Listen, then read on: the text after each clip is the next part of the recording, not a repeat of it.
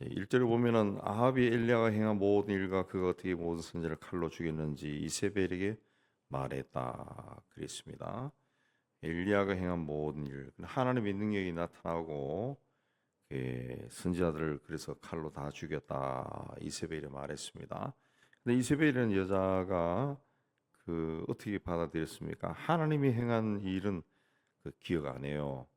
바알의 선자를 죽였다 그 사실만 기억하고 굉장히 기분이 나빠서 사람을 보내가지고 엘리야에게 내가 내일 이맘때 반드시 너를 죽일 것이다 그렇게 이야기했습니다. 이세벨이 어떤 사람인가 아마 당시 엘리야도 잘 알고 있었을 겁니다. 그래서 어, 그 3절에 엘리야가 이 소식을 듣고 자기 생명을 위해 도망을 쳤다. 자기 생명을 도망을 쳤다. 그것도 부족해서 4절에 광야에 들어가서 하룻길을 더 가서 로뎀 나무 아래에서 죽기를 원했다. 그랬습니다. 엘리야의 마음에는 하나님이 이제 아니라 하나님보다 자기를 죽이려고 하는 이세벨에 대한 두려움이 더 크게 자리를 잡고 있는 겁니다. 엘리야가 이렇게까지 낙담한 이유는 갈멜 산상에서 바알과 아세라 선지자 800여 명을 이겼습니다. 물리치고 이기고 다 죽이고 깨끗하게 정리를 했습니다. 그러면 세상이 바뀌어야 되잖아요. 그럼 아합 왕이나 왕비도 사람이 바뀌어서 하나님이 정말 살아계시구나 해서 자 이제 엘리야 선생님 우리와 함께 나라를 새롭게 합시다 뭐 이런 일이 있어야 되는데 그게 아니라 오히려 더 독해져서 네가 내 선지자들을 죽여 너도 죽여봐라 하고 달려드니까 이 도망을 쳐버린 겁니다. 낙담을 한 거죠. 낙담을 하죠. 그래서 4절에 보면은 광야로 들어가 하룻길을 가서 한 로뎀 나무 아래 자기가 죽기를 원하여 그랬습니다. 여호와여 넉넉하오니 지금 내 생명을 거두시라. 참 지금 죽기 참 좋을 것 같습니다. 지금 저는 제 사명을 다했으니까 죽었으면 좋겠습니다. 그렇게 이야기한 겁니다. 우리 시대에도 이제 몇 달 동안 잘 준비해서 어떤 큰 일을 치렀어요. 사람들로부터 박수도 받고 칭찬도 받고 막 그런 일이 일어났어요. 그럼 마음이 흐뭇해질 겁니다. 고생한 보람이 있다. 근데 그 무대에서 내려오면은 이전과 별로 달라진 것이 없어. 내 삶도 달라진 게 없고 세상도 달라진 거고. 그러면은 거의 많은 배우들이 그러잖아요. 무대에서 내려오면은 갑자기 공허해진다, 공허해진다. 그러고 그래서 그 공허감을 메우기 위해서 배우나 가수나 이런 있는 사람들이 마약을 손을 댄다 그러지. 마약. 의사하는 친구들 얘들 보면은 큰 수술을 하고 난 다음에 수술이 끝나고 딱 돌아서면은 뭔가 허전하답니다. 그래서 의외로 의사들이 그런 이 외과 의사 수술 잘하는 사람들이 담배를 피운다. 담배를. 굉장히 공허하다는 거죠. 공허하다. 그러니까 이 진정한 신앙이란 것은 내가 기도해서 어떤 일이 이루어졌을 때 굉장히 기쁘죠. 할렐루야 하고 아멘 막 합니다. 근데 그 다음이 중요한 것 같아요. 하나님을 사랑하는 마음을 그대로 간직하고 끝까지 갈 수 있느냐. 하나님은 우리에게 여러 번 기회를 주셔서 큰 일을 할 수 있도록 그렇게 해줍니다. 뭔가 인생에 두드러진 흔적을 남길 기회를 주시죠. 그러나 그런 것을 근데 성경을 보면은 그것보다 하나님이 중요하게 계시는 것은 끝까지 같은 마음으로 가느냐. 이걸 하나님이 더 귀하게 보신 것 같아요. 그래서 바울의 고백에 그런 고백이 많이 나오죠.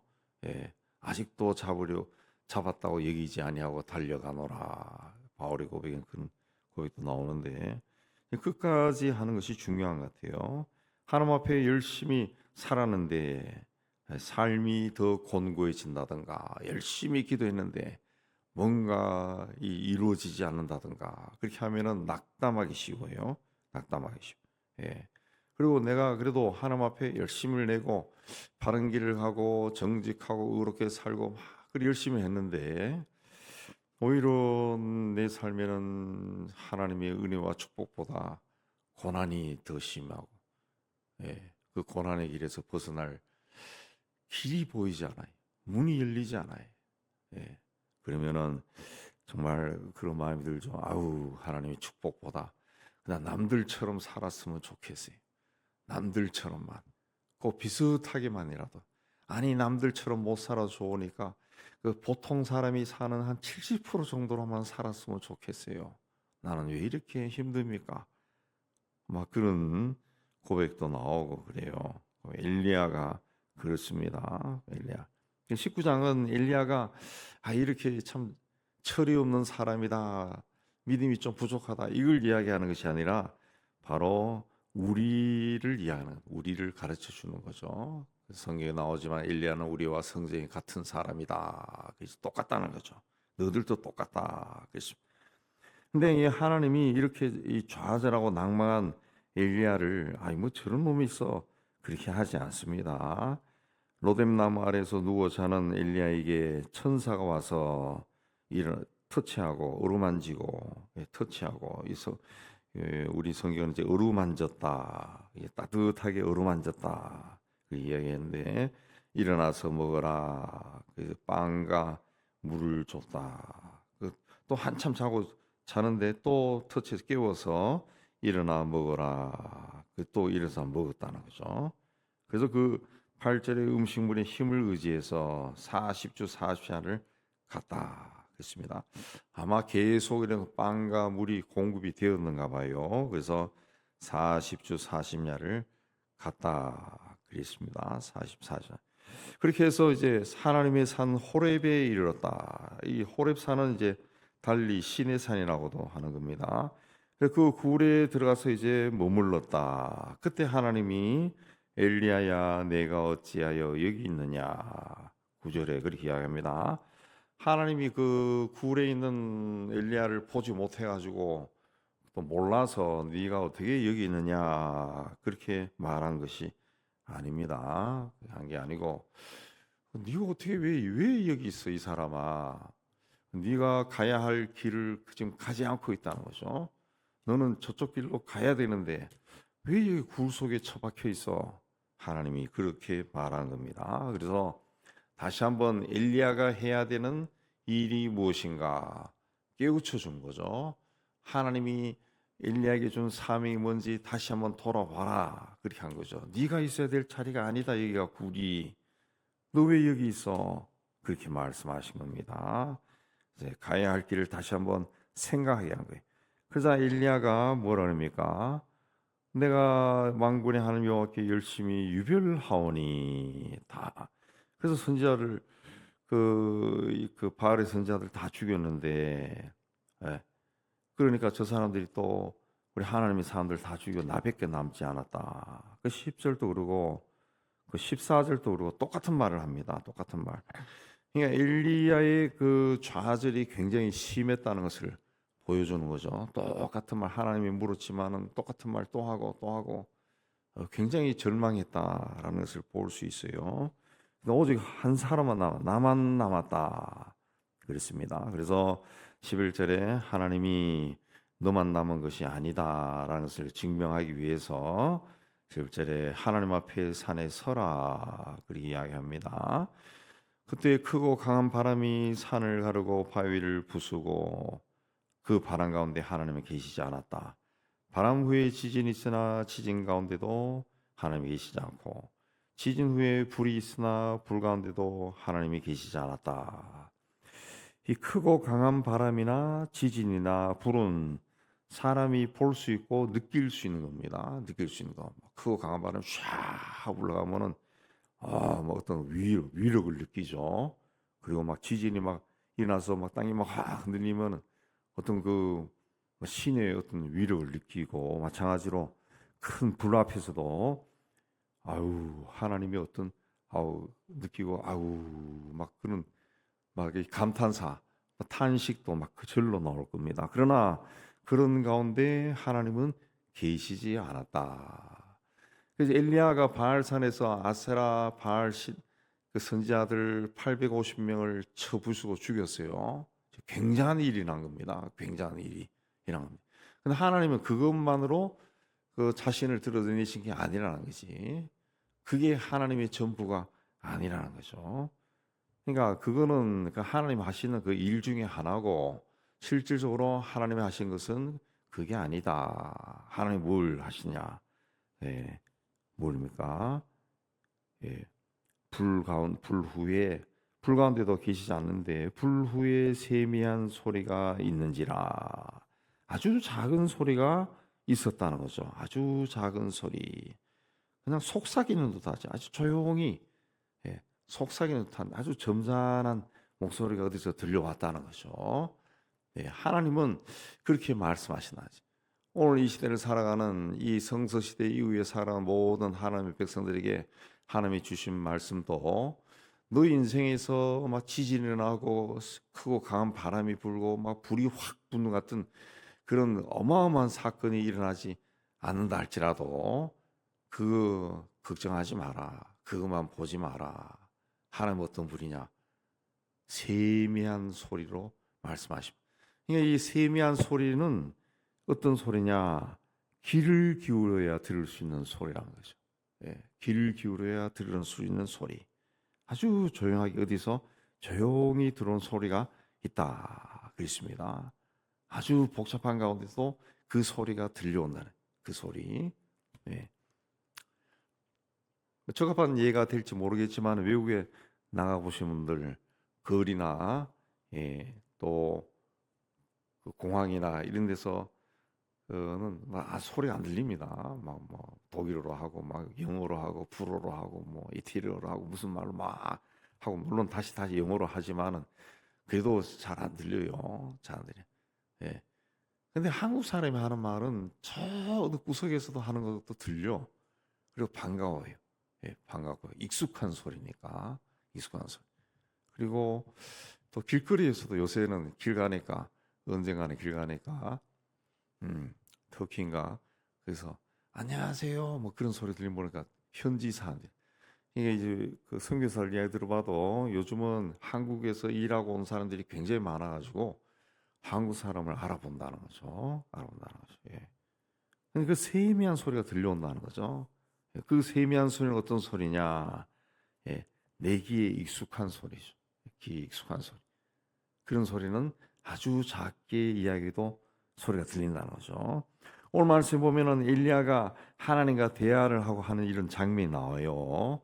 막 낙담해서 엘리야가 있는데 하나님이 찾아가서 깨우고 또 천사를 보내가지고 빵과 물을 주기도 하고, 네가 왜 여기 있느냐 하고 말씀하시기도 하고, 세미한 소리로 말씀하시기도 하고 막 그런다고. 예. 그 세미한 소리에서도 13절에 보면은 세미한 소리로 엘리야야 내가 어찌하여 여기 있냐 똑같이 또 묻는다고요. 또 묻죠. 또 묻죠. 아주 그 귀를 기울여 들을 수 있는 소리로 그렇게 물었다 그랬습니다. 이그 19장 말씀 뭘 이해하느냐 하면은 그 엘리야가 기도의 사람이라는 거죠. 기도하는 사람. 근데 하나님이 아무에게나 막 나타나고 막 그렇게 하신 분이 아니라는 거죠. 우리가 갈멜산에서 바알과 아세라 선지자들하고 대적할 때도 엘리야가 기도하잖아요. 기도하고 그 후에 비가 올 때도 간절히 기도하죠. 엘리야는 그런 기도의 사람이에요. 그래서 19장은 엘리야가 기도하면서 만난 하나님을 이야기하는 겁니다. 이거는 이제 이후에 사는 사람들에게 너희들도 이렇게 기도하라, 그 뜻이죠. 기도하면서 어떤 막 불이 일어나고 지진이 나고 바람이 불고 막 이런 어떤 엄청난 사건이 네 인생에 일어나서 그야말로 하늘에서 흥부의 박이 떨어져서 인생이 갑자기 뒤집어지는 그런 걸 기대하지 말라는 거죠. 그런 거 기대하지 말고 그냥 기도하는 가운데 잔잔히 말씀하시는 네 귀에 익숙한 그 소리를 들어라. 그러니까 그 소리가 익숙해지도록 기도 생활에 임하라는 거죠. 기도 생활에. 그러니까 우리가 기도 생활 계속 열심히 하고 기도하면서 하나님의 말씀을 듣기를 원하면은, 예, 그런 나도 하나님 앞에 기도하고 하나님이 또 나에게도 말씀하고 이런 서로 주고받는 교제, 소통, 기도에 이런 것이 있을 때 그 하나님의 음성이 익숙해지는 거죠. 하나님이 하실 말씀이 익숙해져서 내가 분별할 수 있는 거죠. 분별할 수 있는 겁니다. 그래서 이제 그걸 이제 이야기하는 거죠. 그걸 이야기하죠. 예. 그래서 하나님이 다시 처음에는 이제 막 헷갈릴 때 네가 왜 여기 있느냐. 그리고 그 다음에는 바람과 지진과 불이 지나고 난 다음에 세미한 소리로 네가 왜 여기 있느냐. 똑같이 물었어요. 똑같이. 그래서 엘리야도 똑같이 대답했다. 그래서 거기서 이제 다시 하나님이 그 세미한 소리로 임무를 주신 거죠. 첫째가 하사엘에게 기름을 부어 아람 왕이 되게 하라. 둘째가 부하 예후에게 기름을 부어 이스라엘의 왕이 되게 하라. 또 세 번째가 엘리사에게 기름을 부어 후계자를 삼아라. 그랬습니다. 그리고 내가 이스라엘 가운데 7천 명을 남겨두었다. 바알에게 무릎을 꿇지 않은 사람이 7천 명이나 있다. 그랬습니다. 어디 있는지 모르지만은 그들이 있다는 거죠. 그들이 있다. 그러니까 좌절하지 말라. 그랬습니다. 좌절하지 말라.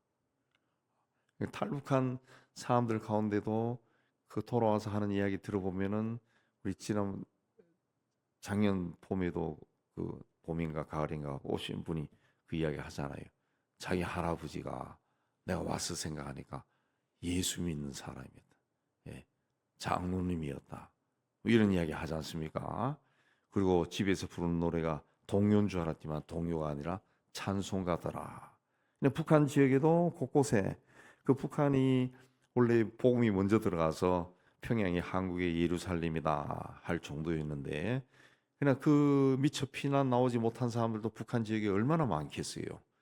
그 신앙이 뿌리가 있기 때문에 자식들에게 조곤조곤하게 전해졌을 겁니다. 그 땅에도 그렇게 숨어 있는 사람들이 있다고. 그래서 우리가 북한을 위해서 기도할 때는 북한 땅에 숨어 있는 기독교인, 하나님이 그 우상에 무릎 꿇지 않은 남겨두신 그 7천 명과 내가 함께 기도하는 거죠. 그러니까 그런 기도가 얼마나 그 보람이 있겠어요. 보람이 있겠어요. 굉장히 보람이 있죠. 소련이 무너진 것은 소련 땅에 그서 그 공산주의가 70년 동안 내리누를 때도 그 신앙을 포기하지 않는 사람들이 있거든요. 그게 그래서 러시아 정교회가 아니고 러시아 침례교회입니다. 러시아 침례교회. 러시아 그 구소련 지역이 중앙아시아 소련 지역이 침례교가 강합니다. 침례교. 그래서 제가 젊은 시절 그 소련 공산당이 소련에 무너지기 전에 그 소련에서 활동하는 그 이야기들 책으로도 나온 것도 읽어봤는데 그야말로 붙들리면 죽어요. 근데 러시아 정교회는 핍박을 받았지만 그래도 공산당에 협력한 거 아닙니까?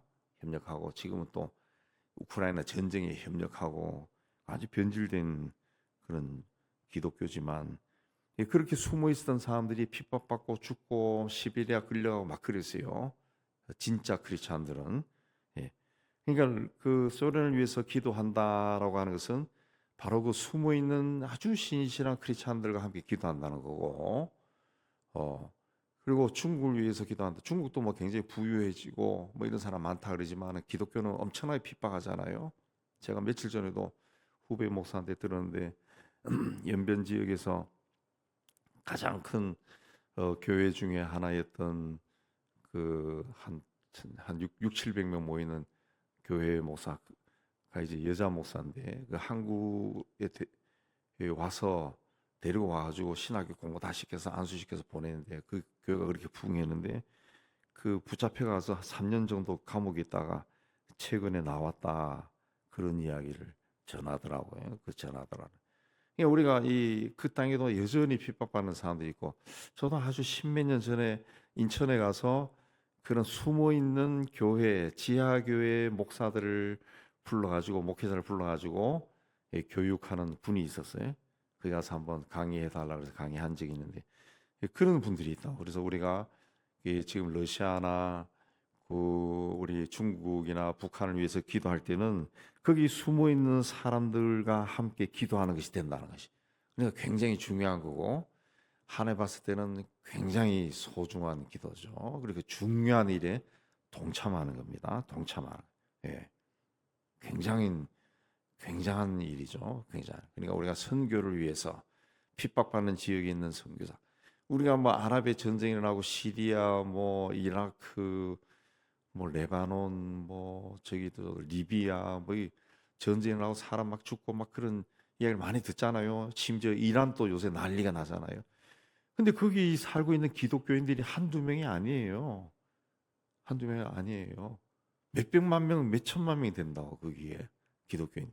그런 걸 이제 뭐 뉴스가 그런 보도를 안 하니 그런 거지. 그 사람들은 그 땅에서 예수를 믿는다고 하는 사실 자체만으로도 어마어마하게 핍박을 받으며 살거든요. 이란의 기독교도 기독교인이 꽤 많답니다. 네, 꽤 많다요. 워낙 오래됐으니까 구약 시대부터 있는 나라 아니요. 네, 구약 시대부터. 그러니까 우리가 그런 핍박받는 곳에 있는 사람들 위해서 기도한다라고 하는 것은 이게 굉장한 이 하나님의 굉장한 역사에 동참한다는 겁니다. 동참. 자, 그렇게 해서 이제 엘리야가 제일 먼저 엘리사를 만납니다. 12 교리소를 앞대고 12 교리소라는 것은 두 마리씩 이제 멍에를 같이 해서 같이 미는 겁니다. 그러니까 밭이 갈 때 힘이 드니까 두 마리씩 몰고 가는 거죠. 몰고 가죠. 우리나라도 이 밭이 험한 밭은 두 마리씩 한 적. 우리나라는 두 마리씩 한 적이 흔하지 않죠. 왜냐면 옛날 다 밭대기가 작았어요. 작았어. 그래 그 두 마리씩 그래 했다. 그 12 계리소다. 그러면은 엘리사가 굉장히 부자라는 거지. 부자. 요새도 요즘은 이제 다 농기구를 하지만은 옛날 저희 시대에 소 한 마리 있어도 동네에서 괜찮게 사는 사람인데 그 3,000년 전에 12 계리소를 데리고 밭을 갈았다. 이건 부자입니다, 부자. 근데 이 사람을 부르니까 엘리야가 겉옷을 던졌다라고 하는 것은 내가 너를 후계자로 삼겠다 그 말이죠. 그러니까 그 즉시 소를 버리고 달려가서 내가 이 다 정리한 후에 따르겠습니다. 그러니까 그리고 엘리사가 한 겨리소를 가져다가 잡아가지고 소 고기를 삶아 백성에게 주 먹게 하고 엘리야를 따르며 따라갔다. 그 엘리사가 이렇게 했다라고 하는 것은 엘리사가 하나님 앞에 늘 헌신된 사람이었다는 것을 뜻하는 겁니다. 그야말로 숨겨진 7,000명 중에 한 사람이죠. 그래서 부르니까 내가 너 후계자 삼게 하고 부르니까 그 즉시 뛰어나간 거죠. 아니면은 우리 보험서에 나오지만 아유 지금은 아닌데요. 지금 밭 다 갈고 가을 추수하고 난 다음에 정리해서 돈 좀 모아가지고 이제 가겠습니다. 가서 뭐 신학교 내가 짓고 그렇게 하죠. 뭐 이렇게 이해할 건데 그게 아니라 그냥 다 정리해버리고 따라갔다. 그랬습니다. 삭개오도 그랬죠. 예수께서 딱 예수님 만나고 난 다음에 내 재산 팔아 다 나눠줘 버리겠습니다. 그런 사람이라 그런 사람. 준비되지 않으면은 항상 미련이 생깁니다. 뭐 할 때 주저하고 그래요. 그러나 준비된 사람은 그냥 해버린다. 그래서 엘리야가 엘리사에게 겉옷을 던졌을 때 딱 던졌다. 그가 소를 버리고 달려갔다. 그렇게 이야기했는데 제가 늘 하는 말씀처럼 우리에게 처음 어떤 생각이 생겼을 때 그게 하나님의 두시고 하나님의 명령일 경우가 많다고 저도 그렇게 생각하는데 주변의 목사님들하고도 이야기하고 어른들하고도 해보면은 거의 다 비슷하게 이야기해요. 이런 것들이 이제 성경에 나온다. 엘리야가 만나서 엘리사에게 겉옷을 확 던지니까 이게 뭐야? 이거 아닌데 지금 못 두시지? 이렇게 한 게 아니라 이건 나를 부르는 거구나. 그래서 뛰어나가 버렸다는 거죠. 우리가 이 성령의 인도함, 성령 임마누엘 우리와 함께 하신데 성의 인도함을 따르는 그런 삶을 살라 그러면은 그 세미한 소리에 익숙해져야 돼. 익숙해져. 그리고 익숙하기 위해서는 순종하는 삶을 살아야 돼. 그래서 순종이라 하는 것이 어느 날 이제 오늘부터 순종해야지. 사흘 금식하고 난 다음부터 하나님 내가 순종하겠습니다. 그래서 순종할 수 있는 게 아닙니다. 아닙니다. 불 지진이나 바람이나 불이 한번 나게 나타난 다음에 막 순종할 수 있을 것 같지만은 순종 안 합니다. 안 합니다. 그래서 평소에 그냥 잔잔하게 기도하면서 하나님의 소리를 듣기, 하나님 오늘 어떻게 살까요? 이 일을 어떻게 하면 좋을까요? 하나님의 생각은 어떠세요?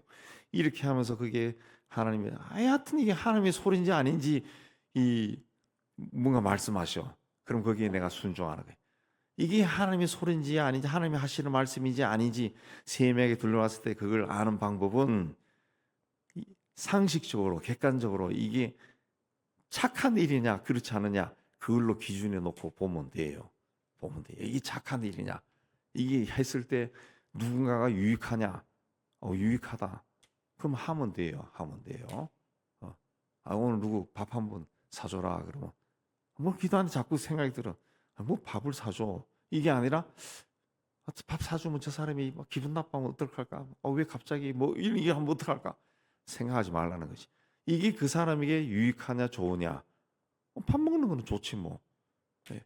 그럼 하는 거예요. 하는 거예요. 예. 그렇게 하는 거예요. 그러니까 세미한 음성에 익숙해지기 위해서는 아주 우리 기도하는 삶에 매일매일이 그렇게 돼야 됩니다. 그래야 나중에 이 세미한 소리를 들을 수가 있다는 거지. 이 세미한 소리는 그런 의미에서 나오는 겁니다. 근데 우리는 꼭 뭔가 대단한 일이 일어나기를 원한다고. 예. 흥부의 박은 그냥 민화에 나오는 이야기지 그런 박은 안 터집니다. 내 인생에 그런 박이 안 터져요. 그게 터지는 것이 이제 대박인가? 대박은 없어요. 우리에게는 세미한 소리가 있어요. 그 세미한 소리는 늘 들려옵니다. 우리가 듣지 못할 뿐이에요. 왜? 세상 욕심이 있어가지고 내 생각이 있어요. 그래서 그걸 내 생각이 자꾸 앞세우니까 하나님이 하신 말씀을 못 듣는 거예요. 이제부터는 하나님이 하시는 세미한 소리에 익숙해져서 정말 하나님이 임마누엘로 나와 함께 하시는구나 순간순간 느끼며 주님과 동행하는 은혜로운 삶을 사시기를 주의 이름으로 축복합니다.